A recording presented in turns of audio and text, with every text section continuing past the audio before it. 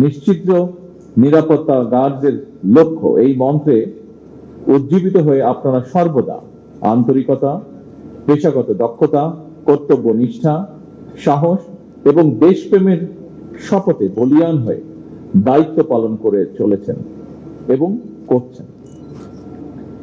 PGR এর প্রতিষ্ঠাবার্ষিকীর এই দিনে আমার জীবনের সবচেয়ে শোকাবহ এবং হৃদয় বিতরক ঘটনা আমার পিতা বাংলাদেশের স্বাধীনতার ঘোষক প্রেসিডেন্ট জিয়াউর রহমানের শাহাদাতের কথা মনে পড়ছে।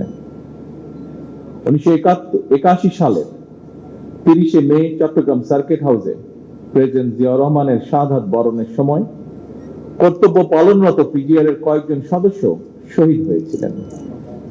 আজকের এই দিনে আমি পিজিআর এর সেই সকল শহীদদের গভীর শ্রদ্ধার সঙ্গে স্মরণ করছি। আল্লাহর দরবারে তাদের মাগফিরাত কামনা করছি।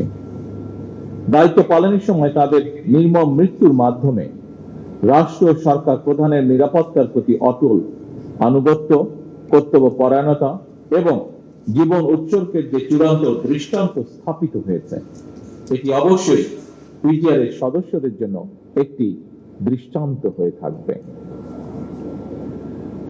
উপস্থিত গার্ড অফিসার, জেসিও ও সৈনিকবৃন্দ,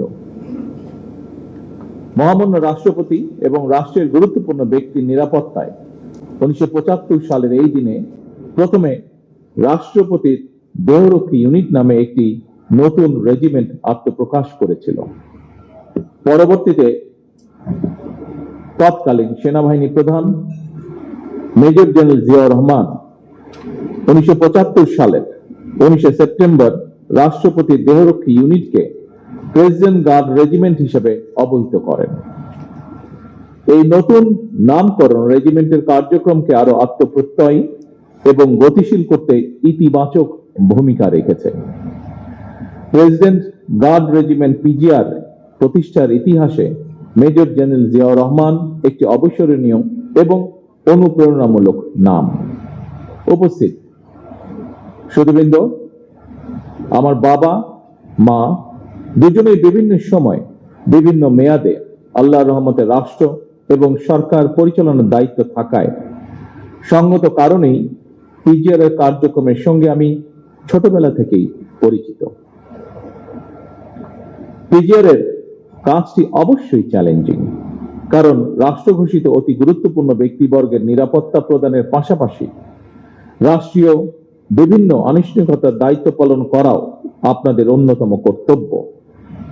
এই দায়িত্ব পালন করতে গিয়ে আপনাদেরকে নানা রকমের পরিস্থিতির সম্মুখীন হতে হয়। এইসব দায়িত্ব পালনের ক্ষেত্রে আপনাদের বিশ্বস্ততা, দায়িত্ববোধ এবং কর্তব্য পরায়ণতার বৈশিষ্ট্য আপনাদেরকে নিঃসন্দেহে একটি সুশৃঙ্খল বাহিনী হিসাবে পরিচিত করেছে।